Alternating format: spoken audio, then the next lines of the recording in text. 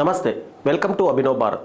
ఏపీలో గడిచిన ఎన్నికల్లో వైసీపీ ఘోర పరాజయం చవిచూసింది. కేవలం 11 స్థానాలకే పరిమితమై కనీసం ప్రతిపక్ష హోదా కూడా దక్కించుకోలేదు. వైసీపీ ఓటమి తర్వాత ఆ పార్టీ ఫైర్ బ్రాండ్ నేతలు బయటకు వచ్చేందుకు పెద్దగా ఇంట్రెస్ట్ చూపడం లేదు. అక్కడక్కడ ఒకరిద్దరు మినహా మిగతా వాళ్ళు పెద్దగా కనిపించడం లేదు. ముఖ్యంగా కొడాలి నాని ఆ మధ్య ఓసారి కనిపించి మళ్ళీ అడ్రస్ లేకుండా పోయారు. మాజీ సీఎం జగన్తో ఆయనకున్న సాన్నిహిత్యం దృష్ట్యా ఓటమి తర్వాత కూడా జగన్కు కుడిభుజంగా ఉంటారని అందరూ భావించారు.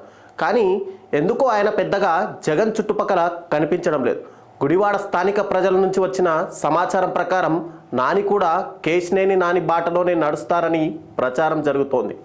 ఈ ప్రచారం తీవ్రం కావడంతో కొడాలి ఎందుకు ఈ నిర్ణయం తీసుకున్నారనే ప్రశ్నలు రాష్ట్ర రాజకీయాల్లో ఉత్పన్నమవుతున్నాయి.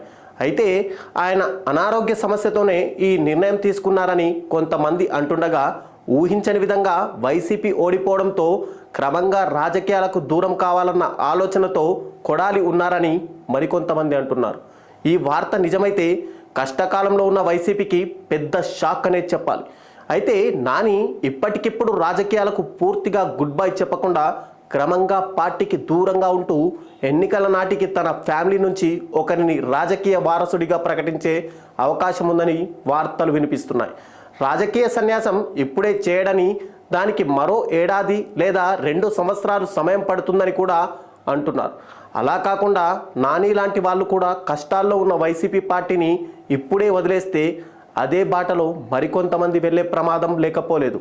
అందుకే కొన్ని రోజులు ఆగిన తర్వాత ఆ నిర్ణయం తీసుకుంటారని, ఆ కారణంగానే ఆరోగ్యం బాగాలేదు అనే సాకు పెట్టుకున్నారని టాక్ నడుస్తోంది. మరోవైపు తన రాజకీయ వారసుడిగా అన్న కొడుకును సిద్ధం చేస్తున్నట్టు కూడా పుకార్లు వినబడుతున్నాయి. ఇదిలా ఉండగా నాని వ్యూహం ఏంటనేది అతను బయటకొచ్చి నోరు విప్పితే తప్ప పూర్తి క్లారిటీ వచ్చే అవకాశం లేదు.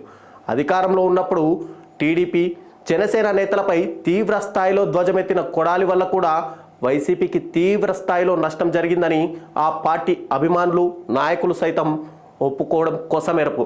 ఏలూరులో ఆళ్ల నాని పార్టీని వదిలేసి గన్నవరంలో వంశీ అమెరికా వెళ్ళిపోయి నగరిలో ఉండాల్సిన రోజా తమిళనాడు వైపు చూస్తుంటే ఇప్పుడు గుడివాడ నాని కూడా పార్టీకి దూరమైతే ఇక వైసీపీ పరిస్థితి ఏంటనే చర్చ తాడేపల్లి ప్యాలెస్ను కుదిపేయడం ఖాయమనే వాదన రాజకీయ వర్గాల్లో వినబడుతోంది.